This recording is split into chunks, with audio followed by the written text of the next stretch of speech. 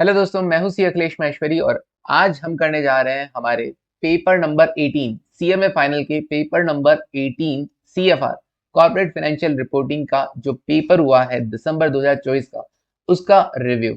तो अब रिव्यू में क्या होगा सर, एक तो ये बताएंगे कि इजी है कि टफ है। तो मैं पहले ही बता देता हूँ कि इस बार का पेपर बहुत बहुत बहुत ज्यादा इजी आया था। इतना इजी था कि हर बच्चा निकलते ही बड़ा खुश था। मैं गया था सेंटर पे तो मैं देखा, अरे बच्चे तो सर बड़ा अच्छा पेपर आया था, बहुत इजी पेपर आया था, बड़ा आसानी से हो गया था। तो सबके रिव्यू एक जैसे थे, सबके रिव्यू एक जैसे थे। तो सबसे आसान पेपर हम कह सकते हैं सीएफआर के रिगार्डिंग। अब मैं आज क्या डिस्कस करूंगा आपके साथ, आज मैं तुम्हारे साथ क्या करूंगा, ये 15 एमसीक्यूज डिस्कस करने वाला हूँ और ये बताने वाला हूँ कि कौन कौन से चैप्टर से क्वेश्चन आया था और कितना इजी आया था। वो आप खुद अगर सीएफआर पढ़ा हुआ है तो जान सकते हैं, और नहीं पढ़ा हुआ है तो जब पढ़ेंगे तब जान लेंगे। ठीक है, तो अभी हम बात करते हैं फिलहाल एमसीक्यूज के बारे में और कौन कौन से चैप्टर से क्वेश्चंस पुट किए गए हैं, पिक किए गए हैं यहाँ पर, उनके बारे में हम बात करते हैं। चलिए शुरू करते हैं।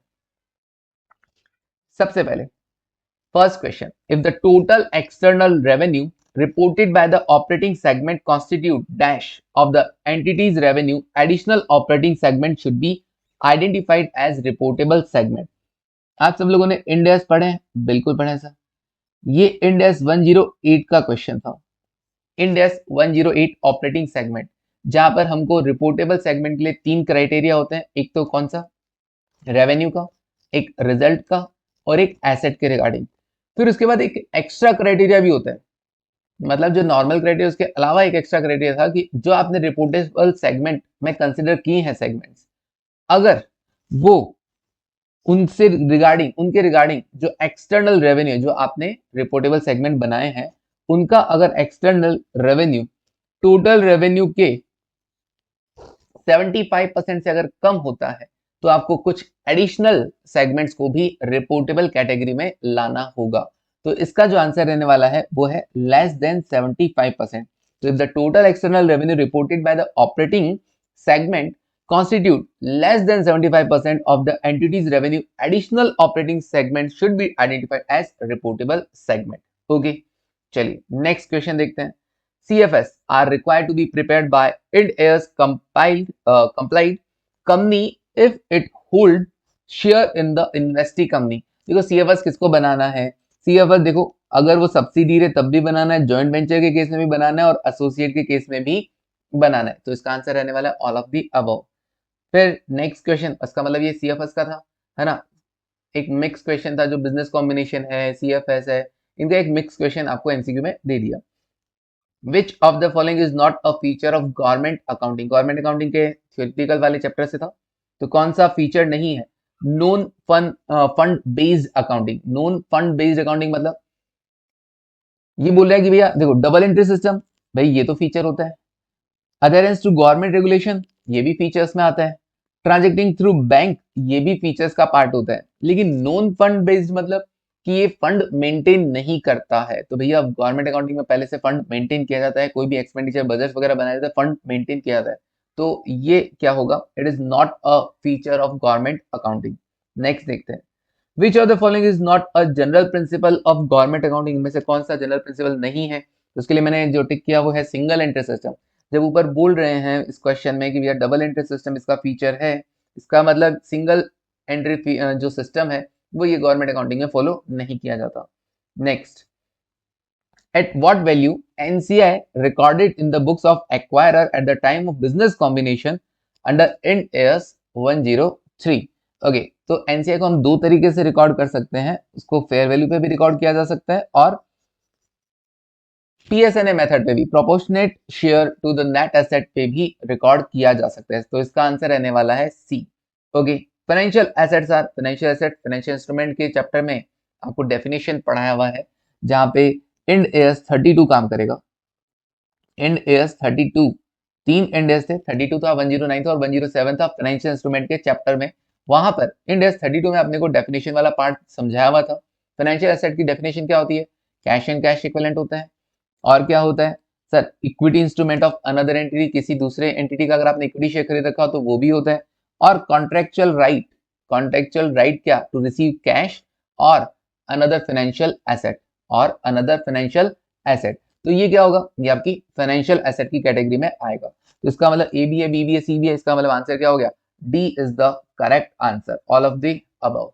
Okay, next, and dash is an any contract that evidences a residual interest in the asset of the entity after deducting all of its liabilities। Again financial instrument का जो चैप्टर है वही इंड एस 32, वहां से ही एक line pick किया गया। Financial asset की डेफिनेशन पढ़ाई जाती है, फिर फाइनेंशियल लायबिलिटी की डेफिनेशन पढ़ाई जाती है, और फिर आपको पढ़ाई जाती है इक्विटी इंस्ट्रूमेंट की डेफिनेशन। तो ये थी इक्विटी इंस्ट्रूमेंट की डेफिनेशन कि equity instrument is any contract that evidence a residual interest, बाकी जो बच गया, जो बचा हुआ रह जाता है, कैसे, in the assets of entity after deducting liabilities, assets minus liabilities करेंगे तो क्या बच जाएगा, इक्विटी इंटरेस्ट बच जाएगा। ओके जी, next, dash report is an analytical tool for displaying human resources related fact, insight, metrics to improve workforce performance, recruiting procedure and other important HR operation। चिल्ला चिल्ला कर बार बार HR कर रहा है ऑब्वियसली, तो आंसर भी क्या होगा, कौन सी report, human resource report is an analytical tool for displaying human resources related facts. Okay, done. Next देखो, Milky Way Limited is conducting research in the respect of attaching self-charging batteries in all its vehicle। Okay, research कर रहा है। It has already incurred 15 lakh last year for this research। During the year 2023-24, it incurred 5 lakh each month as a part of its research expenditure। On 1st May 2023, director found that the research is successful and is going to bring a cash flow of 300 lakh in the coming year to the company। इसका मतलब क्या हो गया है, अब research phase complete हो गया और अब ये चीज कहां चली गई है, डेवलपमेंट फेज में चली गई है। 1 अप्रैल 2023 को ये चीज डेवलपमेंट फेज में चली जाएगी। यहां से डेवलपमेंट फेज चालू हो जाएगा। डेवलपमेंट फेज में जितना भी खर्चा किया जाता है उसे कैपिटलाइज किया जाता है, उसे एसेट की कॉस्ट का पार्ट माना जाता है। तो आपसे ये पूछा है कि कितना खर्चा आपको क्या करना है, पीएनएल से चार्ज करना है, एक्सपेंस मानना है, और कितना आपको कैपिटलाइज करना है, मतलब एसेट की कॉस्ट का पार्ट मानना है। तो देखो, केवल अप्रैल के महीने की अगर हम बात करें तो वहां पे जो 5 लाख रुपए लगे हैं केवल वो पीएनएल में जाएंगे, उन्हें एक्सपेंस माना जाएगा, और बाकी के जो 11 महीने का खर्चा है 55 लाख रुपए, हर महीने 5 लाख रुपए के हिसाब से 55 लाख रुपीज, इसे आप इंटेंजिबल एसेट की कॉस्ट का पार्ट मानेंगे। Okay, next, given by the poor mart. Okay, बड़ा ही सिंपल क्वेश्चन था, वैल्यूएशन ऑफ गुडविल का था। 12th पास बच्चा भी इसको इजीली कर देगा। ट्रेडिंग प्रॉफिट आपको दे रखे हैं, एवरेज प्रॉफिट 7 लाख के, कैपिटल एम्प्लॉयड था कितना, 45 लाख का। 45 लाख पे जैसे आप 10% से मल्टीप्लाई कर देंगे 4.5 लाख आपका नॉर्मल प्रॉफिट निकल के आएगा। Now average profit minus normal profit करेंगे, ये सुपर प्रॉफिट आ जाएगा, और सुपर प्रॉफिट को जैसे ही एन्युटी वैल्यू से मल्टीप्लाई किया जाएगा, ये आ जाएगा goodwill by annuity method, goodwill by annuity method. So answer is 792,475। Next, Aura limited, ये क्वेश्चन थोड़ा सा ट्रिकी था, थोड़ा सा कहीं ना कहीं मैं कहूंगा इसमें इंस्टीट्यूट वालों ने भी कहीं ना कहीं गलती की है। कैसे सर, देखो, aura limited leased a machine with a fair value of rupees 1,65,000 for a period of 5 years under a finance lease. इस लाइन को पढ़ के क्लियरली लग रहा है कि ऑरा लिमिटेड ने क्या किया है, लीज्ड अ मशीन, उसने लीज पे दिया है, ऐसा नहीं बोला हैज टेकन ऑन लीज, ठीक है ना, लीज्ड अ मशीन, अच्छा लीज पे दिया है, तो उस हिसाब से तो ये क्या हो गया है, लेसर हो गया है। ओके, फिर इनिशियल डायरेक्ट कॉस्ट इनकर्ड बताया आपको, प्रेजेंट वैल्यू ऑफ एमएलपी बता दिया, under the requirement of India 116 leases the amount for which the machine to be recognise. अब बात कर रहा है भैया मशीन को बुक्स में रिकॉग्नाइज करने का इन द ऑराज फाइनेंशियल स्टेटमेंट। तो यहां पर देखो दो तरीके के आंसर हो सकते हैं। पहली बात, अगर ये लेसर है, ये लेसर है, देखो तो क्या होगा, मशीन इसकी बुक्स में रिकॉग्नाइज नहीं होने वाली है। क्यों? क्योंकि फाइनेंस लीज के केस में जो मशीन रिकॉग्नाइज होगा वो लेसी के बुक में होगा। तो इस तरीके से गड़बड़ हो गया क्वेश्चन पूछना, इसका इसने जो पूछा वो गड़बड़ पूछा भैया। और आज फाइनेंशियल स्टेटमेंट मशीनरी, मैं तो कहूंगा जीरो, मशीनरी रिकॉग्नाइज ही नहीं होगी, ठीक है ना। हाँ, अगर आप इसको क्या मानते हो, अगर आप इसको लेसी मानते हो, ठीक है ना, और R limited lease the machine में अगर आप इसको लेसी कंसिडर करते हो, तब क्या होगा, देखो अगर आप एज ए लेसर कंसिडर करते हो ना, ये थोड़ा सा कॉम्प्लिकेटेड है यहाँ पर, ठीक है ना, क्योंकि मॉड्यूल वालों ने थोड़ा सा, ये आपके इंस्टीट्यूट वालों ने क्वेश्चन बनाने में थोड़ा सा मिस्टेक किया। एज ए लेसर अगर बात किया जाए ना, तब तो केवल क्या होगा, ये जो प्रेजेंट वैल्यू है ना 158,400, केवल यही क्या होगा, इस पर आप क्या करेंगे, अपना नेट रिसीवेबल रिकॉर्ड करेंगे। अपना रिसीवेबल रिकॉर्ड किया जाता है, इस पर रिसीवेबल रिकॉर्ड किया जाता है। Okay, that is net investment, that is net investment, net investment value पर। सर नेट इन्वेस्टमेंट क्या होता है, जो भी आपको लीज पेमेंट मिलने वाले हैं माइनस जो भी अनगारंटीड रेजिडुअल वैल्यू हटा दिया जाएगा, ये नेट इन्वेस्टमेंट होगा। और अगर मैं एज ए लेसी बात करूं, हाँ, तब इस केस में हम क्या कर सकते हैं, अपनी बुक्स में मशीन को रिकॉग्नाइज कर सकते हैं। इस केस में हम मशीन को अपनी बुक्स में रिकॉग्नाइज, क्योंकि देखो अगर लेसर होगा तब तो मशीन को डी रिकॉग्नाइज करना होगा, रिकॉग्नाइज नहीं होगा, डी रिकॉग्नाइज होगा। एज ए लेसी आप क्या कर सकते हो, उसे रिकॉग्नाइज कर सकते हो। तो उसके अकॉर्डिंग जो आंसर निकल कर आएगा वो होता है क्या, लेसी क्या करेगा, present value of minimum lease payments 158,400 plus initial direct cost कितना 1250, तो ये फिर रिकॉर्ड होगा, आंसर कितने पे होगा, इट इज 159650।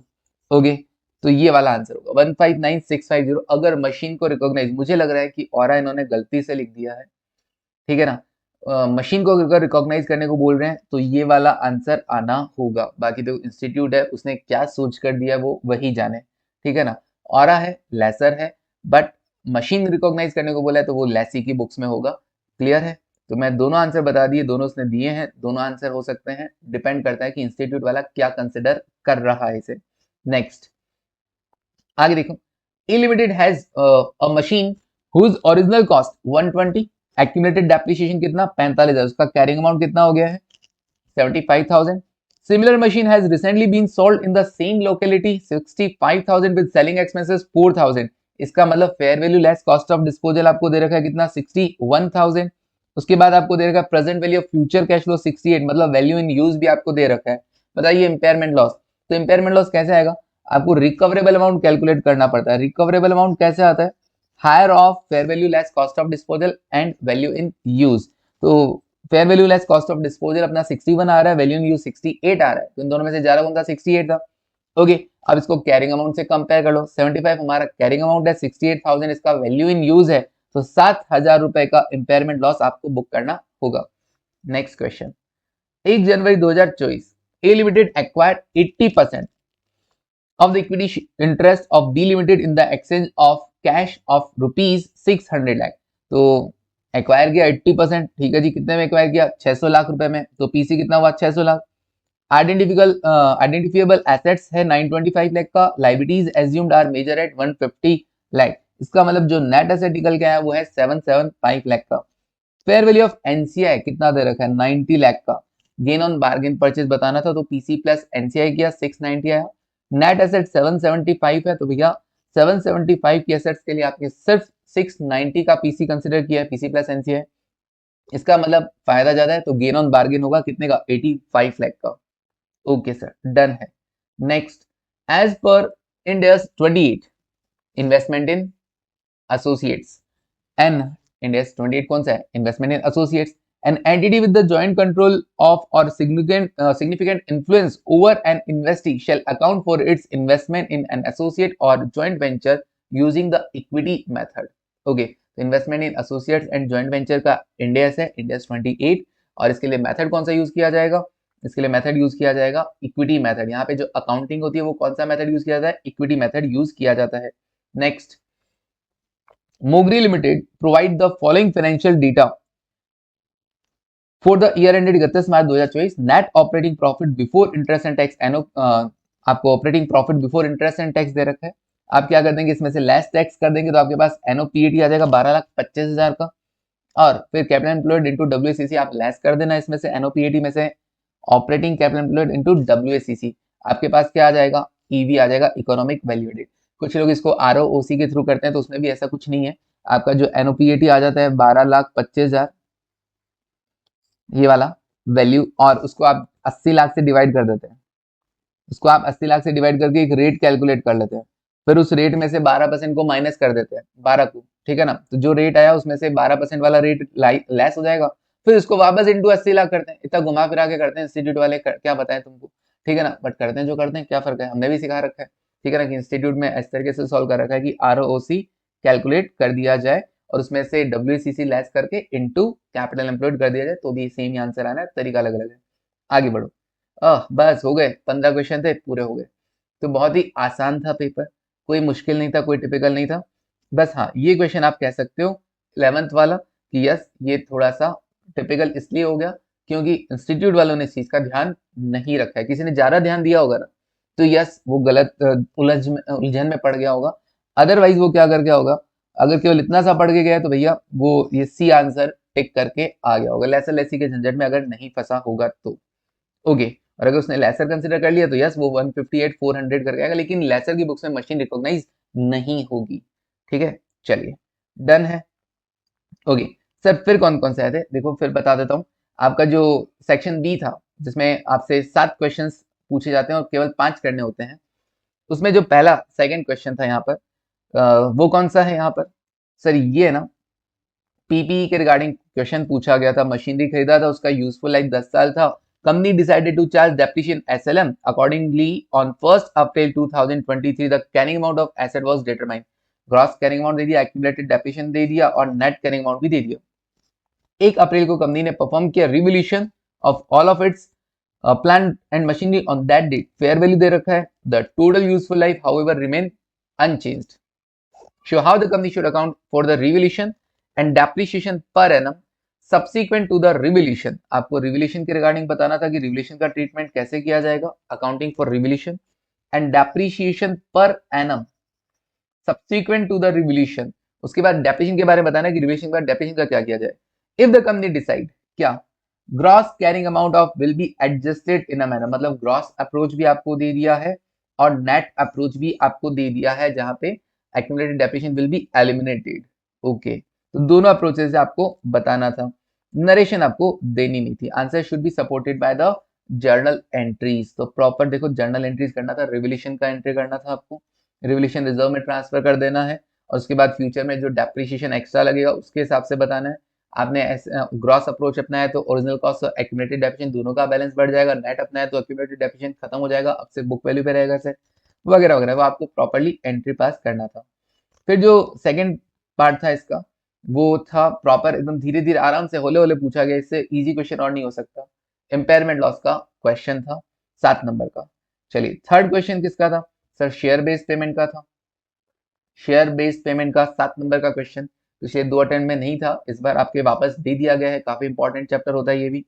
उसके बाद नेक्स्ट जो क्वेश्चन था ये था अगेन वैल्यूएशन ऑफ इक्विटी से। वैल्यूएशन ऑफ इक्विटी से, तो वैल्यूएशन ऑफ इक्विटी शेयर्स का था 7 नंबर का। बेहद आसान क्वेश्चन था, सॉल्व किया हुआ क्वेश्चन था अपना, और इस पे बात भी करते हैं हम, काफी बार बात करते हैं कि एवरेज प्रॉफिट ऑलरेडी दिया हुआ रहता है, यहाँ पर कुछ भी नहीं करना होता ज्यादा, एवरेज प्रॉफिट दिया हुआ है, आफ्टर टैक्स करके चालू जाओ, ठीक है ना।